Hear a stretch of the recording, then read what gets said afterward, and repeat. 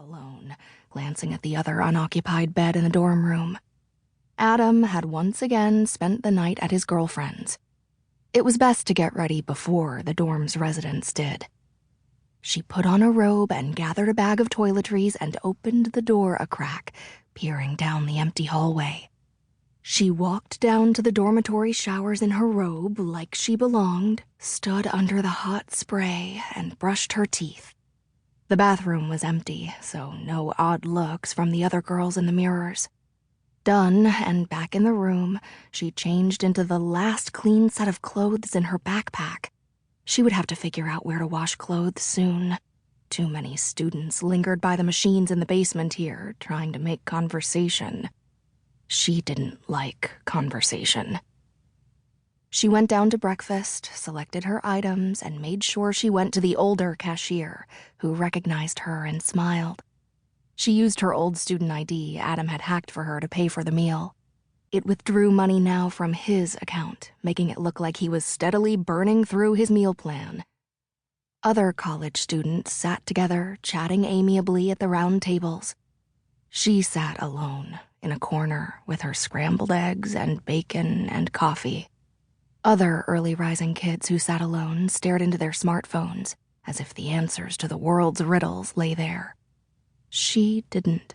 She didn't want to fill her unsteady brain with memories from looking at a screen. She looked out the window, at life, at St. Michael's professors and students walking by, at the warming sky, at the tree branches swaying in the November breeze. She ate in silence, trying to push back the emotions of the day, then went back to Adam's room. When the bells of St. Michael's began to sound, she opened a window and slid out through it, leaving the window unlocked, lowering it so it was barely open. You could go to his grave, she thought. You could take flowers. It was a mild fall morning in Austin, the sky dotted with clouds against a bright blue vault.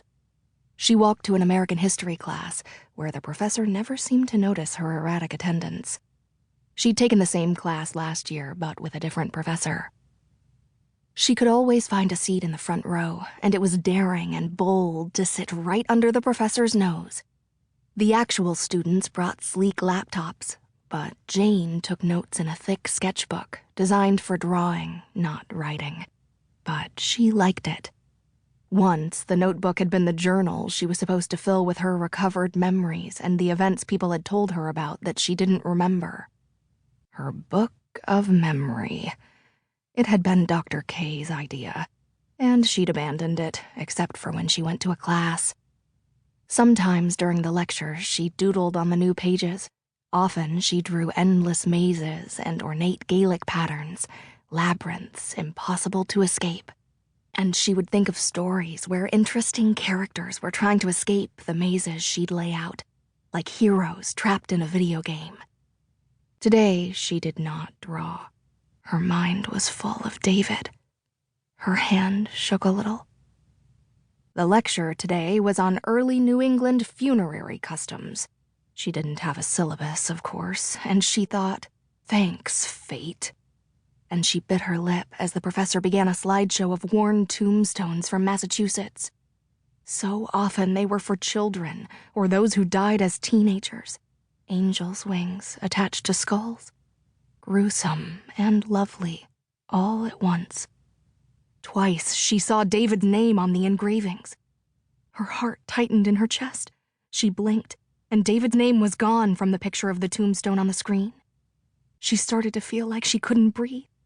She left halfway through the lecture, ignoring the glances and the one stray laugh that accompanied her out the door. The professor paid her no mind. She stopped outside the building, blinking in the bright sunlight, breathing in the fresh, cool air. She fumbled in her backpack and slipped on the sunglasses her mother had given her. They had round lenses with metal edging.